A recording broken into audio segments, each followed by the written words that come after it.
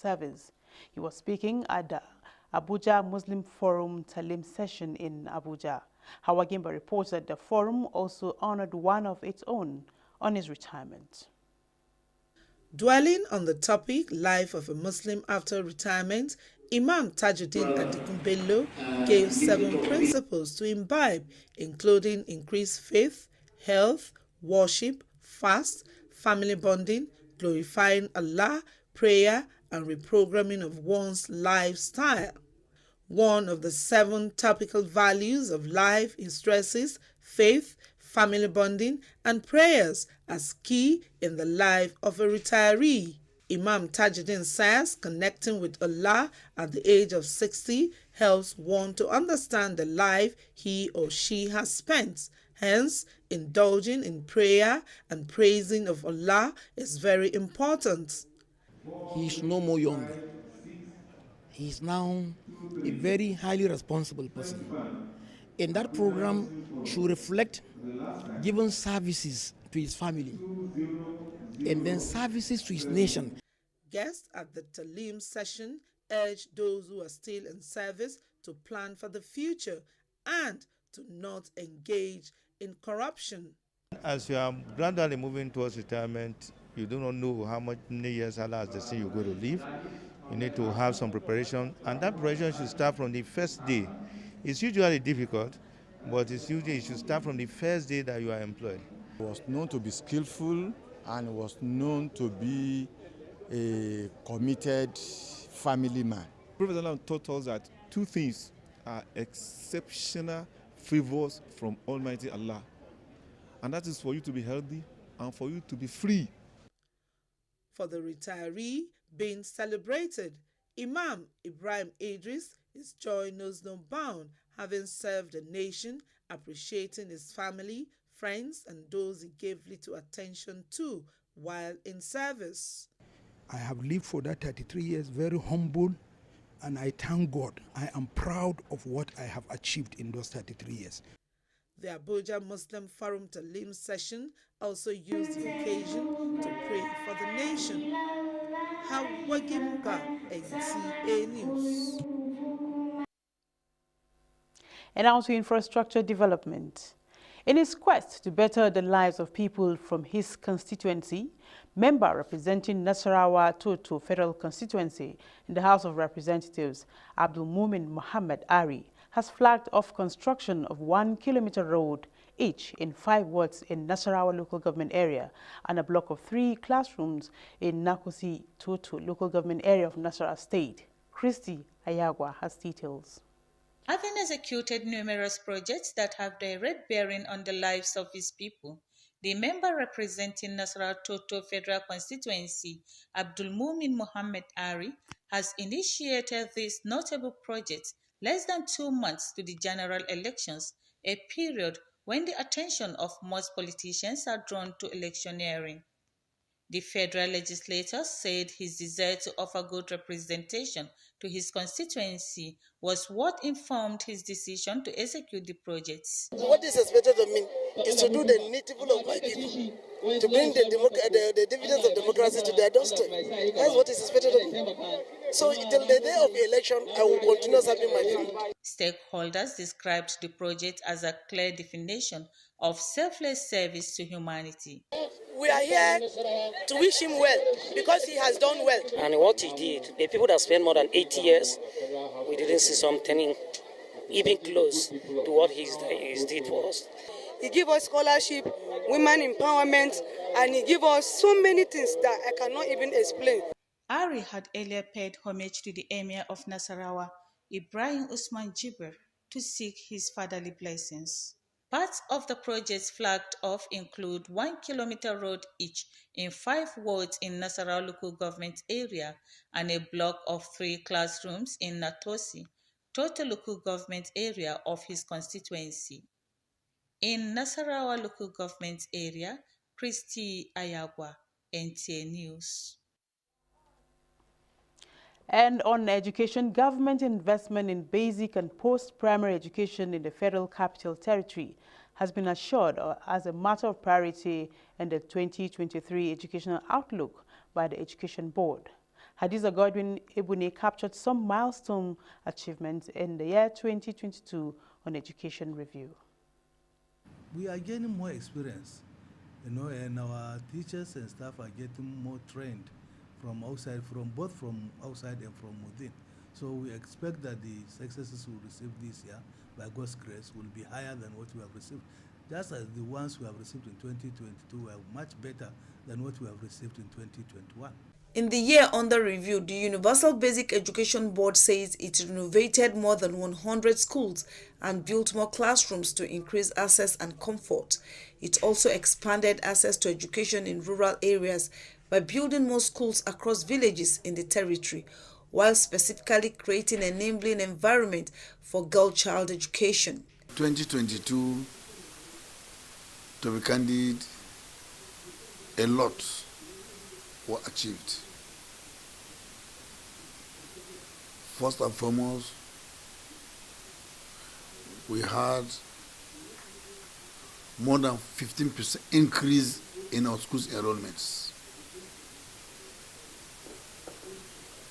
Also, the performance of our students and pupils in our basic education subsector actually improves a lot.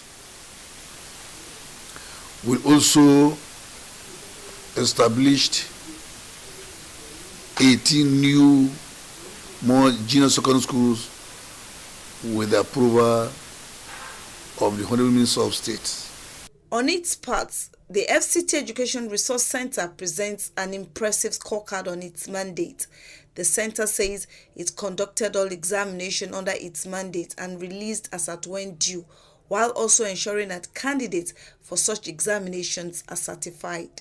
This year was really a wonderful year for us as far as examination was concerned, and there was no report of any examination malpractice in the 5 major examinations we carried out, and even the other external examination that we supervised. We make sure that everything was done successfully, monitoring. So, and we didn't shift any timetable. All our timetable that were set out for the examination this year, there was nothing. We never shifted any of the timetable. We carried out all. As for the National Commission for Colleges of Education, the standouts of last year include graduating only qualified teachers and implementing policies for the upgrading of the standard of colleges of education. For now, this country says the minimum teaching qualification is a certificate, and that certificate is NCE. And the colleges of education are the ones that run the certificate, while university run degree. So even the affiliation we have with colleges of education affiliating to university is degree, not the NCE. Even if you have a PhD, you are not qualified, you are not a teacher, you are not a professional teacher. Educationists believe that with the current economic reality, education as an important part of development, it should not be left to government alone to fund, stating that all stakeholders should contribute as a deliberate design augments government investments. Hadiza Godwin Ebune, NTA News.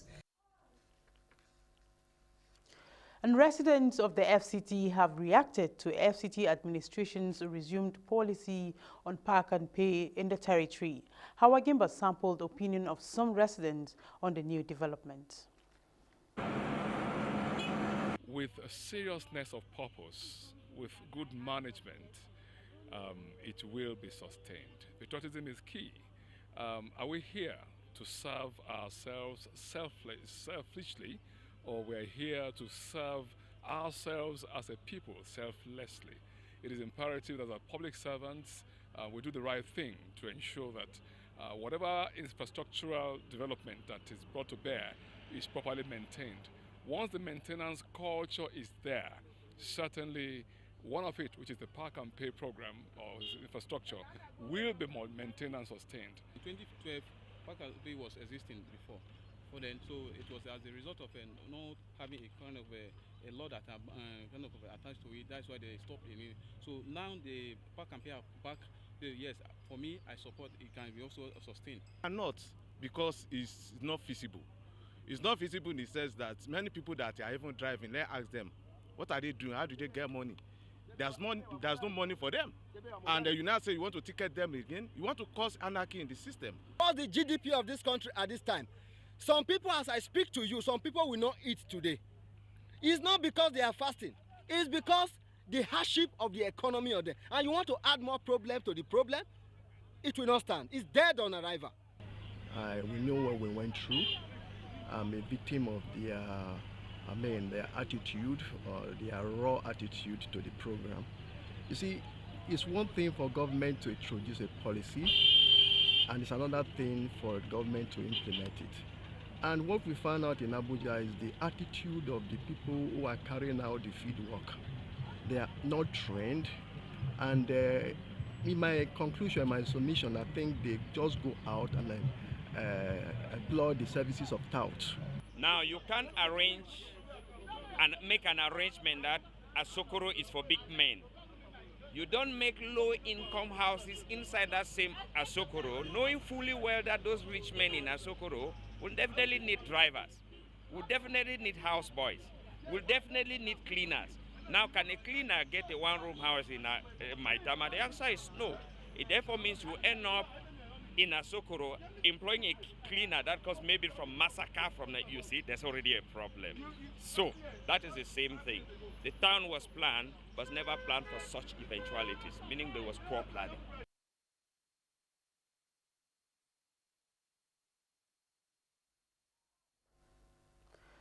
Diverse opinions there, I must say, all about our pack and pay policy reintroduced.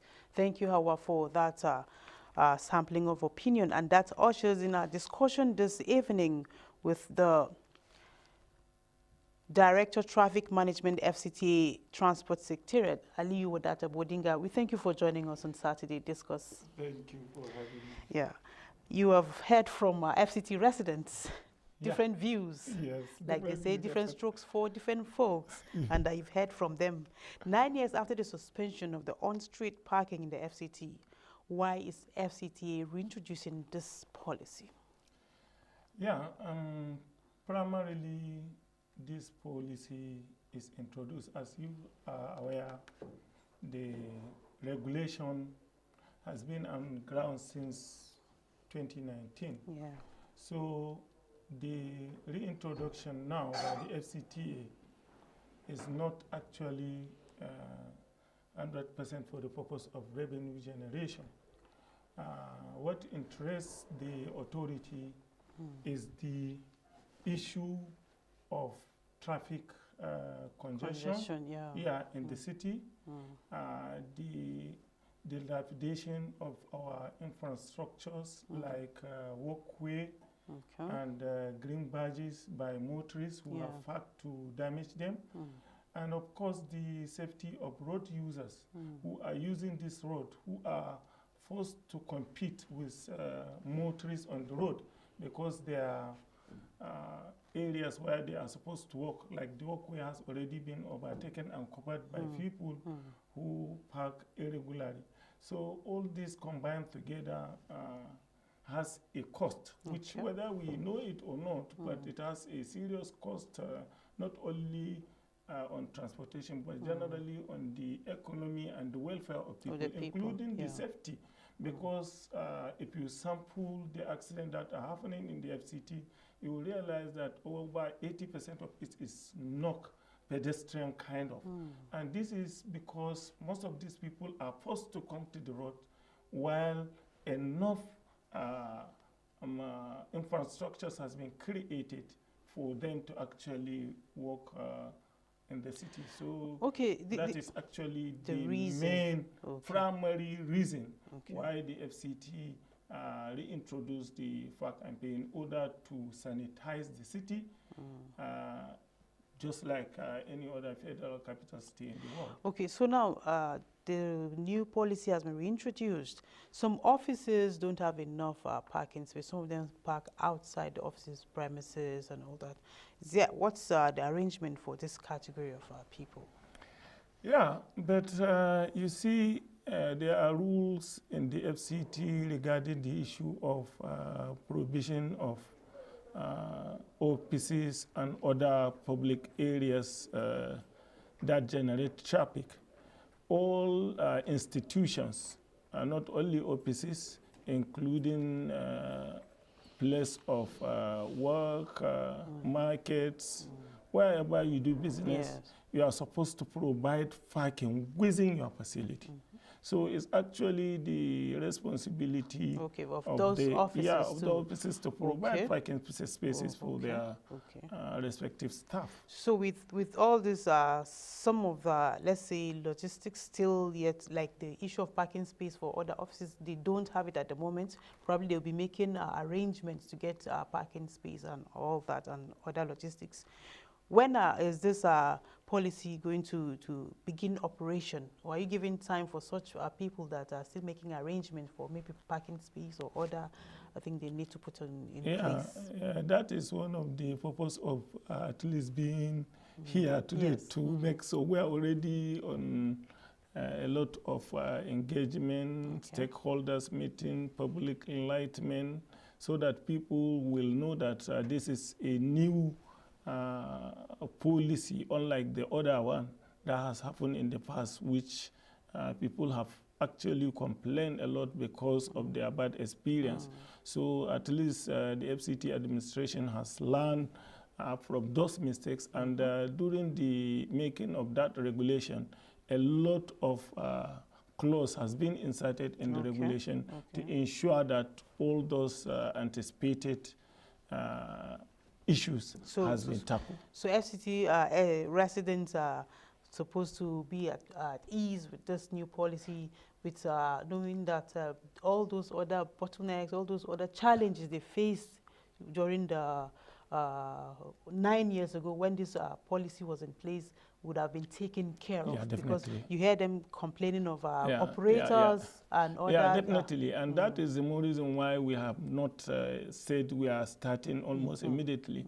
In fact, in our implementation strategy, we set aside at least 1 month to 2 months or thereabout of just sensitization. We are doing the parking, we are providing the services, but we are not collecting anything, so just for the public to realize how important that parking is and how it's going to affect other areas of business in the FCT. Okay, so let's know, will there be parking, free parking space for other people? I know that there will be space that will be designated as free, while some will be park and pay, kind of. So how are they supposed to identify which one is free and which one is for payment? Yeah, because ordinarily before we start any area that is designated as park and pay area, there will be adequate signages, including the fee that is supposed to be paid, and also adequate arrangement has been made on how that payment will be implemented to ensure that everybody who is making that payment is actually making payment directly to the government coffers without any. So now talking about payment, who collects this money? Is it AMAC, or who collects this payment? Yeah, definitely it is the FCT administration, because the FCT administration is the one that is planning and even implementing the park and pay. Like what I told you before, this policy reintroduction is not actually geared primarily towards revenue generation. But one way or the other, this revenue generation will actually come up. But the primary objective is actually to sanitize the city. So whether AMAC or FCTA, provided on a lighter mood, he didn't say Budinga. I think where I come from as my local government, I think it's not, because AMAC is an integral part of the FCT. So, and they cannot run away from the FCT policy. So I believe that that is an in-house, something that will be sorted matter out. whether AMAC or FCTA, I think. Okay, I know that you have itemized reasons why you think this reintroduced park and pay policy will work this time around. For the sake of our emphasis, we're running out of time. Maybe quickly, do you think this policy will work this time around? Yeah, I'm absolutely sure it's going to work, because one, most of these issues that stalled the implementation in the first instance has already been taken care of. Okay. And considering the challenges that even the road users are facing in the city, commuters as well as drivers, you cannot the government cannot sit down and refuse to do anything, especially when the issue of safety of its citizens is at stake. Yes, thank you so much, Director Wadata Ali Bodinga, for shedding more light on this new park and pay policy. And I want to believe FC residents are listening and they'll key into it. Thank you for your time with us this evening. Thank you so much for having me. And at this point now, we take a short break. Saturday Discourse continues in just a moment. Stay with us. The pain of war knows no tribe or religion. War engulfs everyone, rich or poor. Homes are destroyed, emptied by the darkness of war. During war, everybody loses, nobody wins. The innocent pays the price of our ego with their blood. They are badly affected by a decision they didn't make. Dialogue is the only way out. We are stronger together. We should never separate. We are one Nigeria. Our oneness, our strength, our beauty.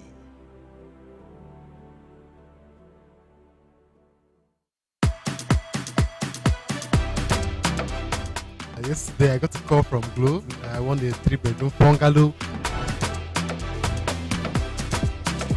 Yes, guys! Guess what? I won a car. I won a generator by participating in the Festival of Joy promo by Glow. Hey, Glow don't do this one for me. Glow to make it set to me with sewing machine. I won generator last year. This year I won for It's a celebration like no other, with prizes like no other. 20 new houses to be won, 24 brand new cars, 200 sewing machines, 100 generators, 1,000 rechargeable fans. Glow Festival of Joy promo. Dial *611# now.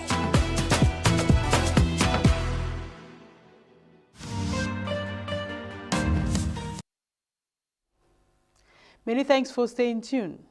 Now, whenever there is fire outbreak, people run for their lives, leaving the fire that could have been, contained to escalate, causing more damage. In this report, Safia Uche seeks to find out how well FCT residents know what to do whenever there is a case of sudden fire. Fire, fire, fire, oh! Whenever people hear someone yelling these words, they scamper for safety. That is normal because they are humans. This age of mobile phones, a lot of people will want to be the first to post the scenario on social media platforms rather than helping. Only a few will remember to call the attention of the firefighters or do something to put out the fire. I will run for my life. If I see fire something now, I will run for my life. Or I will go near the fire service, go call them, make them come quench the fire. If you can get those people out, the people that could be casualties out, good. If not, I think you are just start shouting help. What they taught us in school is alert a grown-up nearby, and when you want to use water, you have to use detergent so that it can also kill the oxygen, so it won't arise the fire to be more dangerous. Far back, they used to enter garage to garage, give orientation to drivers, should in case we are moving along the road or wherever you are, that the OMO can assist you a bit if your fire extinguisher finished. The FCT Fire Emergency Management Agency and their counterpart, the Fire Service, says ignorance is no excuse. You train them on and on and on and on. This is how you should do if there is any fire outbreak. This is the time frame that you can now reservice your own fire extinguishers. It's not enough having the fire extinguishers. We have to service them as at when due, and we have to teach everybody in the house how to use it. Inasmuch as no one prays for fire disaster, but when it occurs, immediately first aid defense equipment must be applied, as it is of must have in every building. And they are also advising residents not to patronize one sold at open markets to avoid buying fake products. Safia Uche, NTA News.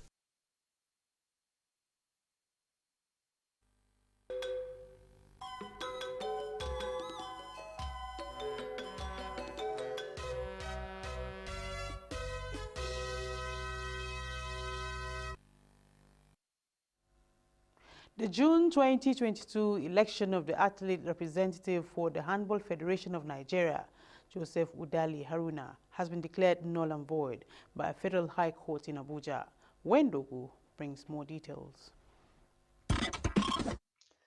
A high court of the Federal Capital Territory sitting in Abuja has declared null and void the election of athletes representatives into the Board of Handball Federation of Nigeria, 16 months after the process was conducted for the emergence of Udala Joseph Haruna to the position by the Federal Ministry of Youth and Sports Development. Presiding Judge Honorable Justice Edward Okpe, in his judgment, ruled that the electoral process which produced former occupants of the position, Udala Joseph Haruna, did not conform with the extant provisions of guidelines to accommodate the interest of the claimant, Sami Abuja, his teammates, and the vast majority of players in tiers of the National Handball League. The judge ordered co-defendants in the case, Mohammed Haruna Megidan Sama, immediate past secretary of the HFN, and Sunday Dare, Minister of Youth and Sports Development, or their successors, to issue fresh elections, while the latter has been ordered to conduct fresh elections within 30 days to accommodate the interest of the claimant. Meanwhile, President of the Nigerian Football Federation, Alhaji Ibrahim Musa Gusau, has explained that the reduction of the makeup of the technical and administrative crew of the Super Eagles and all other national teams is for easy management and to save cost. Gusau said that the new measures have already taken effect, with the slashing of the coaching crew of the national under-20 team from 7 to 3, adding that the same action will be affected on the Golden Eaglets, who will open camp this month. With Sports Brief, Wayne Dugo, NTA News. And that's it on Saturday Discourse. Thanks for watching. Good evening.